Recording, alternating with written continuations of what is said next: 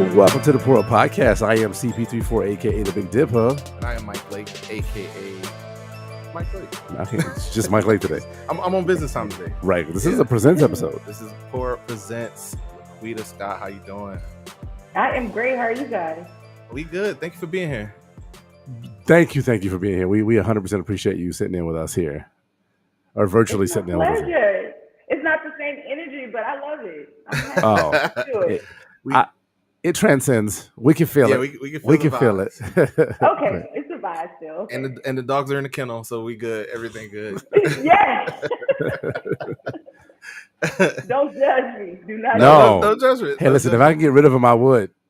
No. Oh Lord. Oops. I'm gonna be on the doorstep now. Right. So the usually we how we play around with our AKAs, and I would do yours, but I feel like we'll be here a long time talk about all the hats you wear and everything you do. But I'm gonna let you give it to them. Can you introduce yourself to the people? Oh, my name is Laquita T Scott. I'm pretty much an investor. I'm a realtor. I own a trucking company. Basically, I invest in anything that helps me make money and passively. And then I'm a coach as well, a business coach. An author, and there's more. Yeah, there's more. There's a lot more. A lot. I'm an investor and a coach. I think that's the main first. Yeah. Well, where you want to start? I want to start because I get to follow her. I follow her on her IG, of course, too. Because that's it's good to get inspiration from everyone. Yes, absolutely. I've been noticing you. So part of your investment is that you buy properties. Yeah. And you don't just buy them. You flip them. Can you talk a little bit about that? Yeah, so I'm not a person that's like just a flipper or just a buy and hold person. It really just depends on a property. So I feel like if you know how to buy, right, when you get a specific property, you'll know what to do with it.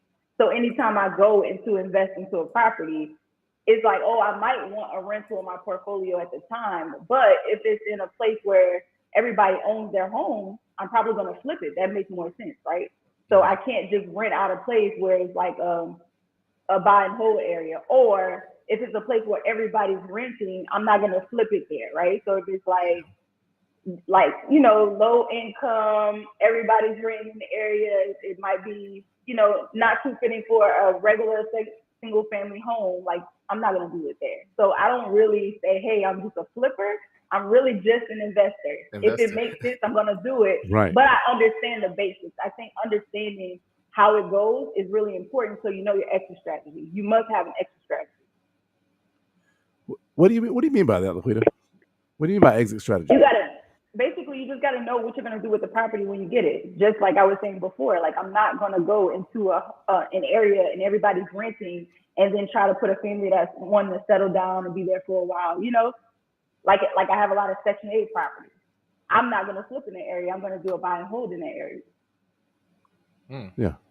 How did you? So when I go into it, I know what I'm going to do with it. How do you get to that level of? Because I'm sure the first time you jump into something like this, it's like everything you're saying is dope and amazing, and whoever follows you will get those gems. But it has to be that person that's like, I'm ready to buy and flip, and they just trying to buy and flip everywhere and making mistakes. Like, how do you get past the growing pains, like to the level where you are? I don't think that you can cheat the system. I think it's part of the process, right? So initially, I was just like that too. So in 2011, I got my first real estate license.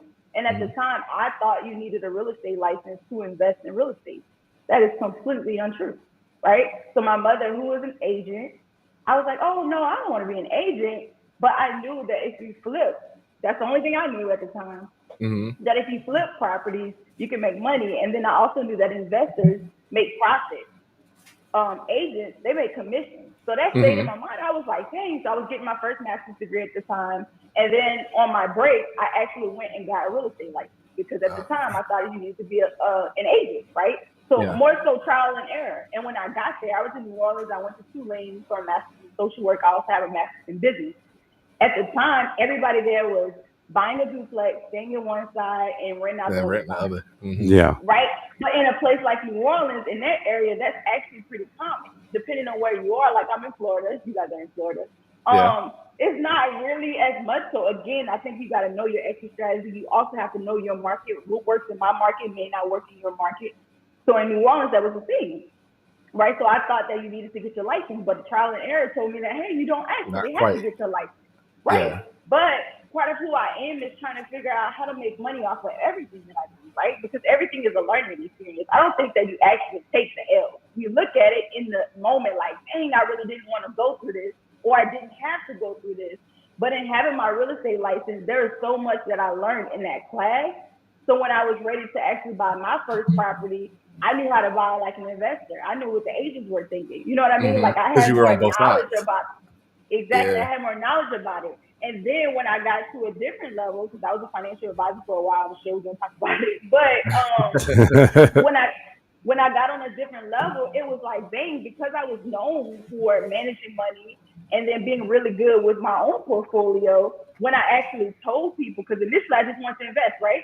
So nobody really knew I had these licenses. So I had it in Louisiana, and then I came to Florida and I got one, right? But because I was a financial advisor, nobody knew I had a real estate license too.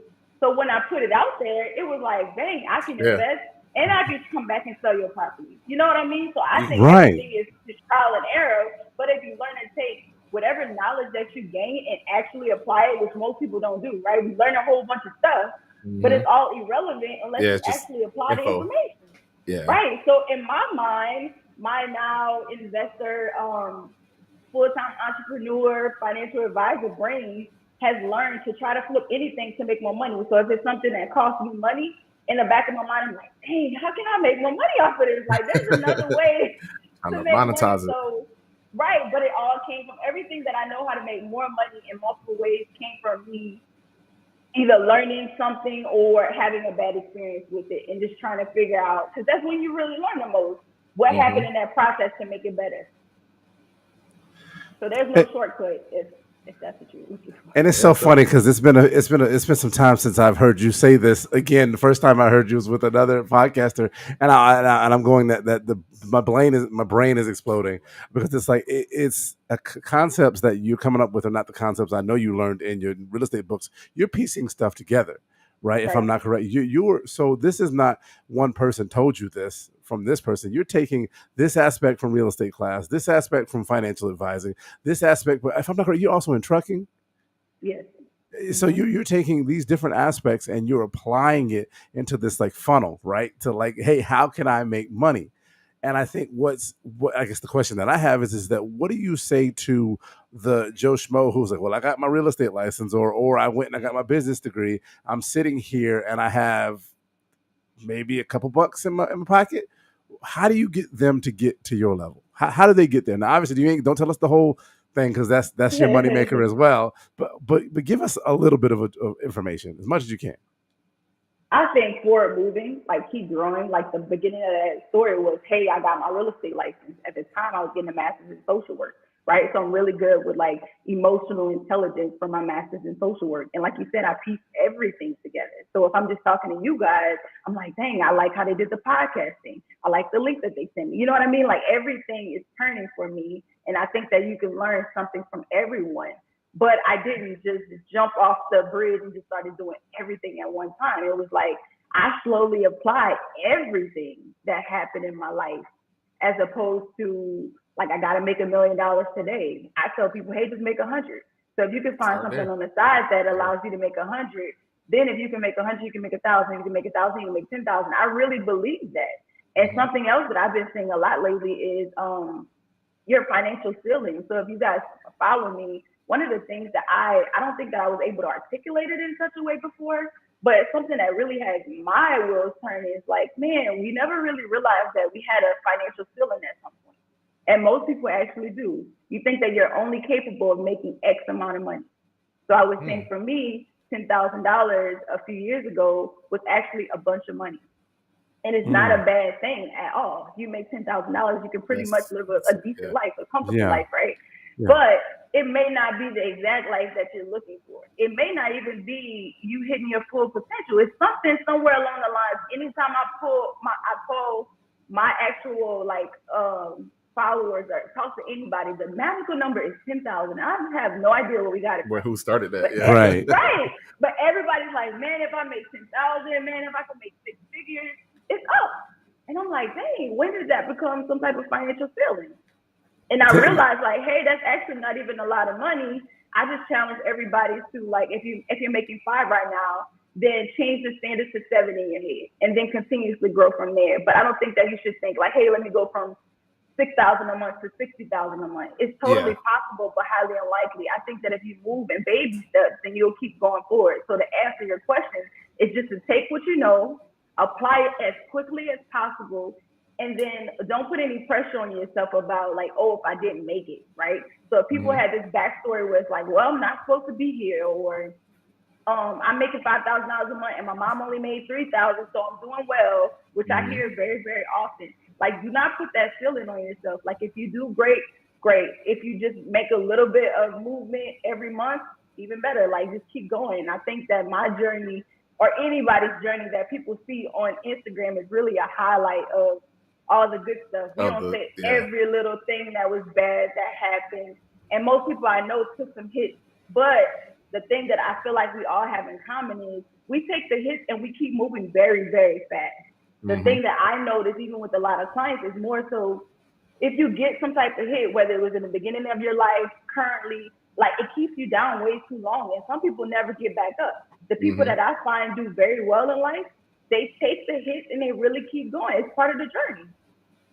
Oh, my AirPods fell off. Yeah, okay. Yeah, okay. As long as you still hear us. What's that? No, it was good. No, I was waiting for her to fix her. So one of the things you were talking about was setting those goals, hitting them, being aware of the situation, learning from you said it's not an L, but it's a lesson, turning those losses into lessons. I want to read you one of your IG posts, and I want to get into this because we're talking about the difference between a job or your regular career entrepreneurship. You say, a lot of people struggle to create a successful business or an additional income source because entrepreneurship requires a lot more discipline and self-awareness than working a regular job. Talk to them a little bit about it. I know that was a whole thread, but let's get it. I feel like I've learned so much about myself and people. One thing that you also learn from me is I surround myself with people who think like me. It's really, really important for my energy. It's important for my business, and it's important for the stage of life that I'm in and the quality of life that I want. But most people, like, you get into entrepreneurship and then you have the ability to do whatever it is that you want to do, right? So we go from, maybe we work part-time and we only had like a few hours to work on whatever side gig we were doing, to completely having 24 hours to do whatever you want to do, right? But if you don't work, you don't eat. So it's like, hey, now you're commission-based, right? The game changes, but the freedom changes, right? The perceived freedom changes anyway, right? In the beginning. But most entrepreneurs who are successful actually put in a lot of work up front, right? You have to be extremely disciplined to get it in when you have the ability. Nobody's watching. You can do whatever you want to do for those 24 hours. Like, right? And I forgot exactly what the theory is called because I'm really big into productivity. But it basically says if you give yourself 3 days to do something, then it's going to take 3 days. But if you give yourself 3 months to do something, then it's going to take 3 months. So people are actually more productive when they only have 4 hours to do something after work than when they have 24 hours to do something, right? So I think the difference between that is when you realize, like, hey, I have this guaranteed salary of, I don't know, $5,000-$6,000 a month versus I have the unlimited financial ceiling, but it doesn't come unless I put in X amount of time. And that's something like, that's a routine that you got to get used to. Like, you got to, for me, I feel like when you look good, you feel good, you get stuff done. I'm more productive. Like, that's the thing in my head. Like, sometimes I have to get out of the house to get it done. Sometimes I need to go to the office. It's a whole different ballgame. I feel like people need to figure out how they learn, how they apply, and then how they get to the bag for real. Because in the beginning, you won't quite know. It's still trial and error. Yeah, you got to learn. You're gonna mess up some of them days that you have 24 hours. But if you were working for whatever company, you wouldn't have blew off their 8 hours because somebody was watching you. Yeah. So I think that it's a lot harder to be an entrepreneur, specifically in the beginning. But I think that, in my opinion, I don't think that everybody is designed to be an entrepreneur. I think some people need more structure. But I think that if you have the ability, you do. But if you have the ability to create your own structure, I think that the financial feeling that you will gain from it all is worth it. And for me, it's more about the time free. Like if anything ever happens, like I had a situation with my grandfather, I had to leave immediately, right? Nobody can tell me anything. That's worth everything for me. Just to own my time, to own how I want to do life, and then to do it on my own level. So now I'm able to live a life that I feel like is of luxury, right? Without anybody watching over me. But that came with a significant amount of discipline, specifically in the beginning. Yeah, I was going to ask you about that because we've been talking and we're going to keep talking about it. Like, let's get to the bag, chasing that money, being an entrepreneur, and all the things that's. I was going to ask you, is it all about the money? But you get that fulfillment from the freedoms that you give yourself by setting it up in the beginning. Right. It's tough. It's extremely tough in the beginning. But I think that if you keep your why as your motivator, it really helps you get through. Like for me, I don't have any children yet, but ever since I was a little girl, I knew that I wanted to provide my children a certain standard of life.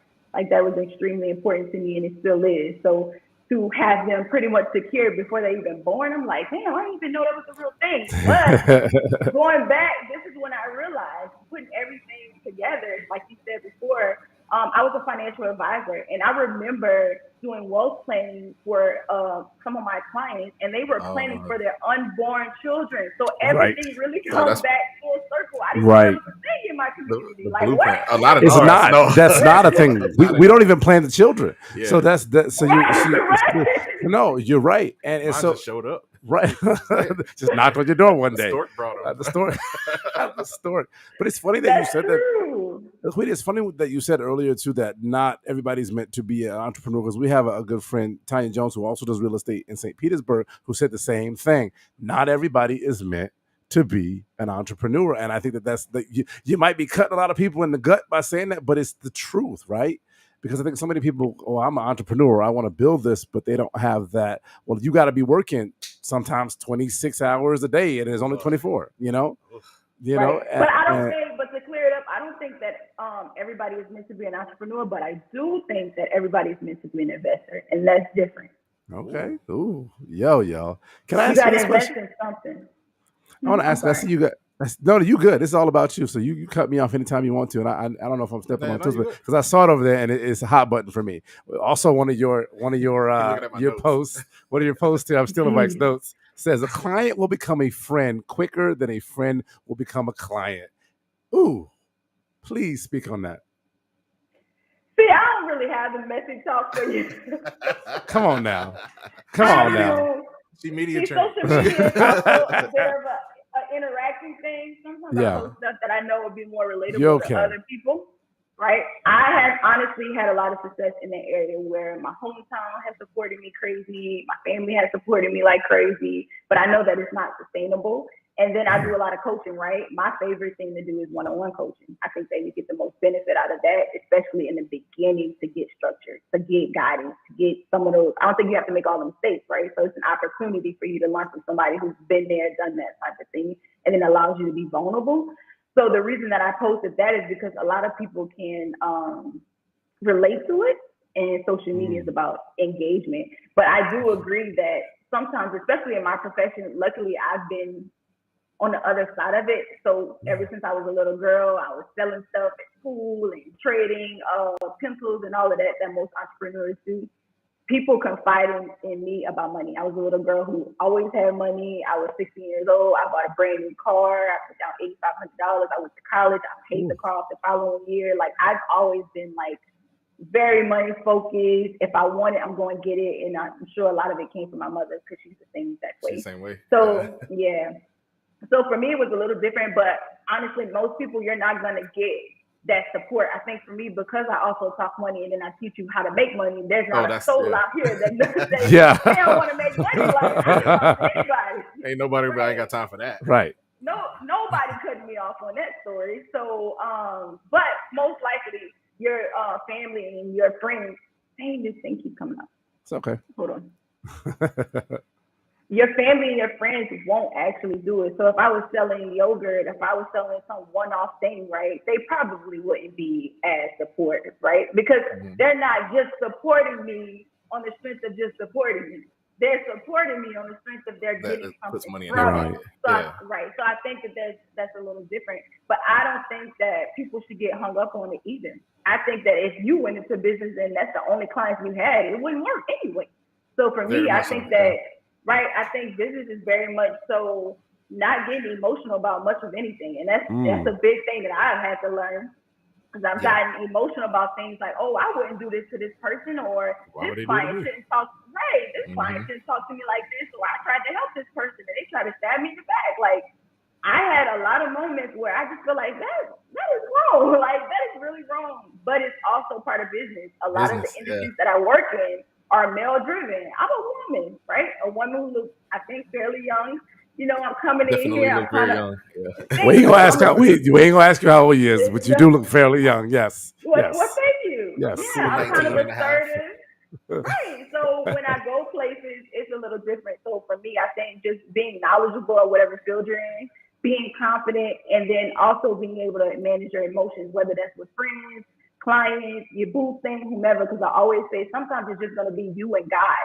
And it doesn't mean necessarily the support. It might be the work side of it.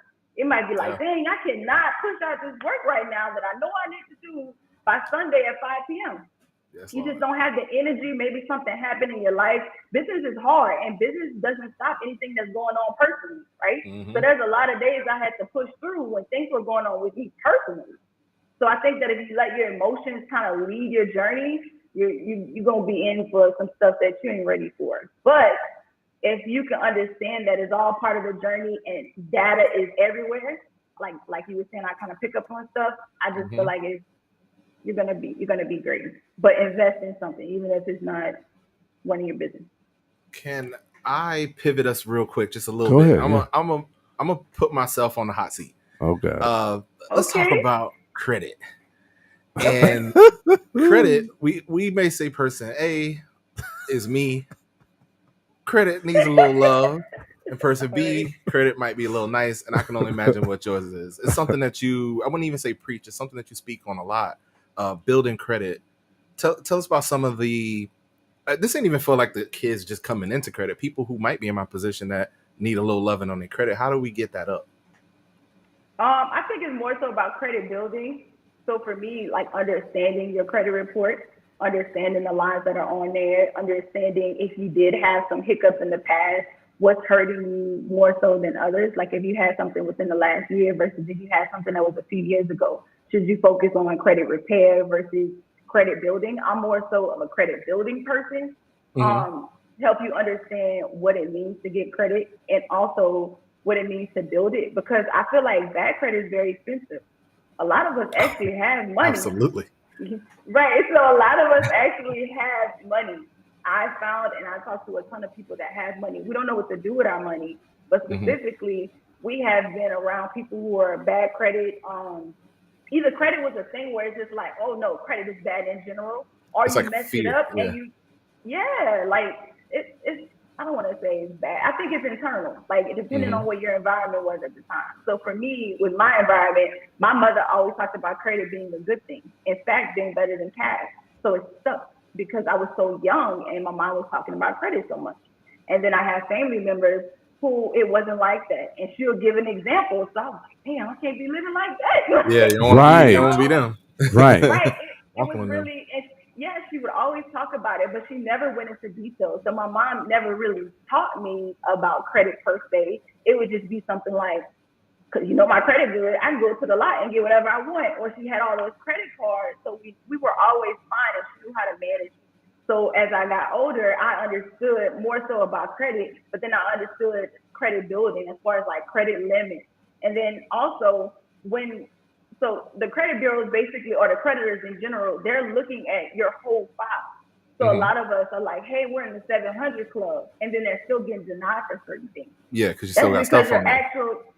Your actual profile doesn't look strong enough. So I teach people how to build a stronger credit profile and not just focus on the score.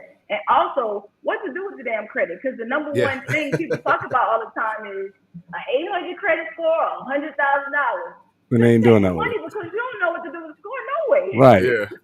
Laquita, But I yeah, want to so ask you. I feel like you should definitely work on building that profile. And I think a lot of my assets come from having really good credit and knowing what to do with it. Because we look at debt as a bad thing, and I preach is the right word for me. Oh, okay. It's definitely to do something with Right. your assets, but to learn how to do it, you have to do it responsibly. So all of my books actually have a disclaimer to say, hey, this could go left. There's risk in this process if you do it wrong. But I think if you really understand it and you really are disciplined, then you should use your debt, your good debt, to make you more money. It has literally helped me build up. Yeah, I appreciate that. I think it's just crazy too. A lot of people just don't know just how much they are in control of their credit. A lot of people don't even know that even if you have a ding on your credit, and you correct me if I'm wrong, Laquita, you can dispute that stuff. There are tricks and trades and things that are out there that you can get your credit score up. Ain't nothing quick, right? And I think that's like, talk a little bit of, everybody wants to get rich quick. Everybody wants to raise their credit quick. Is that a pipe dream? Yeah, everybody doesn't need to repair their credit again, though. So some people, like I said, because it's not a quick process, I think that there are some people who dispute credit reports and do well. And I think that you should always be monitoring your credit report, right? Because not a lot, but some of the stuff is actually on there and it shouldn't be there, right? So you should be aware of it. But I've had so many people who come to me, and because they know their credit is messed up, they haven't checked it forever. It's like out of sight, out of mind. Like, I ain't messing with this. But I ain't gotta feel bad if I don't see it. Right, Right. but you're hurting yourself because bad credit is actually expensive. And so many people actually pull your credit, whether you know it or not, before they give you whatever, right? So if it's costing me, if it's costing me $400 or $500 for a car note, but it's costing you $700-800 for a car note, that is ridiculous. Right? Same thing with the house. You can't get a house because your credit is bad. You can't get whatever because your credit is bad. Like, why not focus on fixing your credit or getting through whatever that is? And again, it might not be hurting you as bad as you think. You may just need to build some credit. You may not have enough lines, but you might have money. So I think that if you have money, you should definitely invest in fixing your credit and understanding it. Because if you can play off of your credit, you're going to make a hell of a lot more money than you can see right now. I love it. Just leave speeches for half a second. I know. And that is something for the last, I would say, 2 to 3 years. I've had the blessing to get promoted a couple times and have some income to repair some of that old stuff. I didn't have a whole lot of bad credit. It wasn't like I had no credit card debt. I have no credit card debt. It's just old stuff from like my 20s when I had a young kid and car note here, car note there, something like that. But as those things fall off, I can say now I'm in the 700 club, but I do have some stuff on there. And hearing even just now, as you say, build your current credit so that new stuff can show where you at with it now as you paid off the other stuff too is definitely something I'm going to take into account as I keep going forward. You said you don't have any credit card debt? I don't have any because when I started out young, I used to work at a credit card company. But also I wouldn't say I never needed a credit card. Once the credit got bad because of those car notes and stuff, it was just something I was like, you know what? Rather than paying 24% APR on something, I'm going to just pay what I could pay for. As I have rebuilt the credit, I'm looking towards getting like a secure credit card, stuff like that, to start building positive credit. Because like I said, I used to work at the company and I know how that helps you in the long run, especially as I look toward getting a house and stuff like that. Right. Yeah, definitely get some credit cards. So a lot of credit cards, you may not even need secured. It depends, but a lot of credit cards start at 0% for 12 to 18 months. So that's something to take into account. I also have an ebook that's called, my favorite ebook. It's called Good Credit Now What? And I talk about how I use my credit and then why it's important. But even outside of the ebook, honestly, get some credit. Because the crazy part is, in order for you to build, you actually have to take on a double debt. Now, you can pay it back without interest before, right? Before you do anything. But if you don't know to actually get these credit cards, whenever you do go out to get a home, it might be more difficult. Whenever you do go out to get a new car, it might be more difficult. So just position yourself today for what you know is coming in the future. Go ahead. A little tangent from this. It's still credit based, building business credit. Like we're entrepreneurs and we started this media company, Shift Division Media, where the Pour Up is a part of it. Where do we jump in on that business credit? Like we have an account, we're sitting in a good position, and I'm sure we can get some credit cards or loans or something. But what would be the smart move first? Again, I started out with my personal credit, so I think that if you're looking to get cash inside of your business, then you're going to need some credit, right? Okay. But I think, I don't know what your ultimate goal is, kind of like real estate, you have to know your exit strategy. So inside of each of my businesses, or even what I teach, is more so like if you have to show up every time you make $1, you're going to really struggle to build wealth, right? Yeah. So for each of my businesses, I try to position myself that you won't always need me, whether that's a PG or that's not showing my face or whatever the case may be. Like I want to remove myself from the company in a way that allows me to have financial freedom or allows me to actually sell the business, right? Yeah. So in the beginning, I tell people do both. So hopefully you have good credit, or one of you have good credit to actually get you some cash flow to put some money into the business.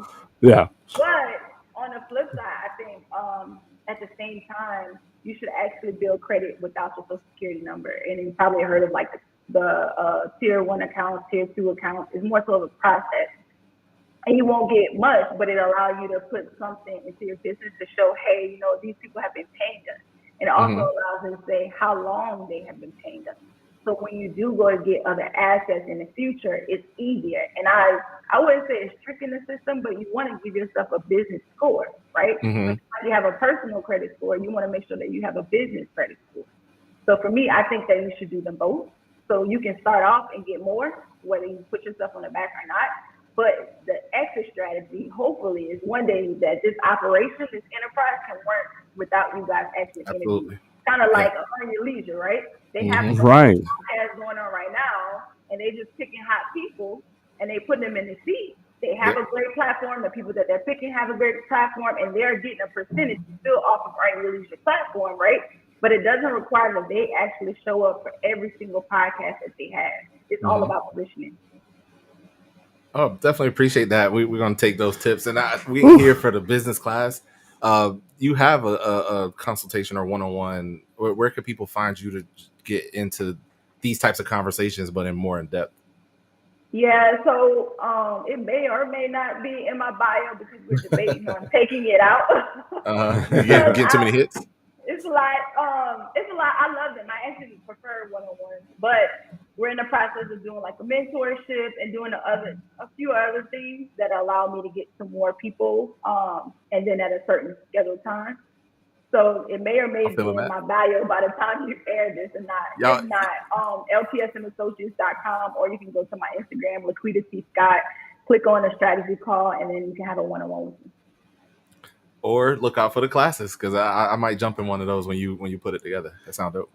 I think the value of what you do, not just for yourself, but for our community, is pretty high. I think, like you said before, we don't even know. My mama was your mother. Like good credit, how you build credit, all of that stuff. But a lot of our mamas don't do that.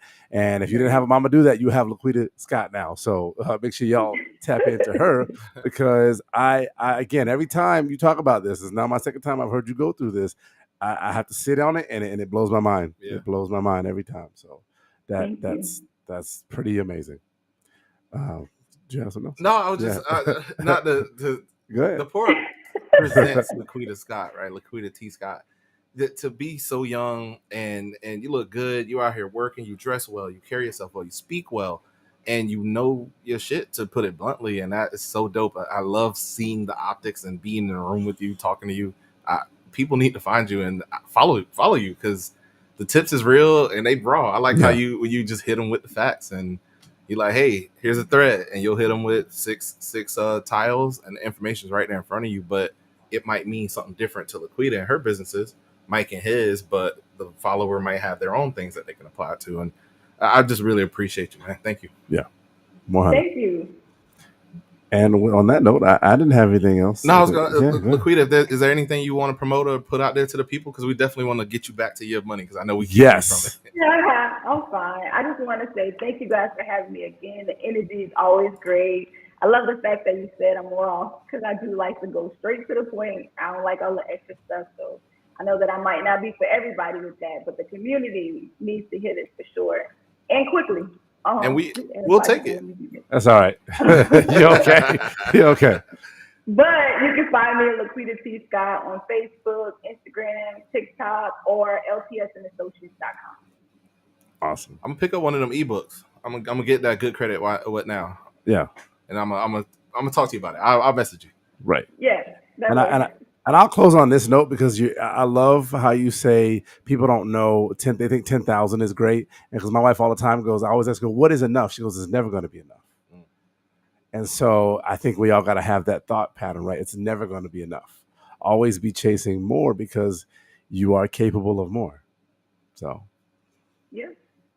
I love it. So, hey, thank you so much. Thank you so much. The Poor presents Laquita T Scott. Thank you. I am Mike Lake. CP34, aka the Big Dipper. And this has been the Poor Podcast, not just a podcast.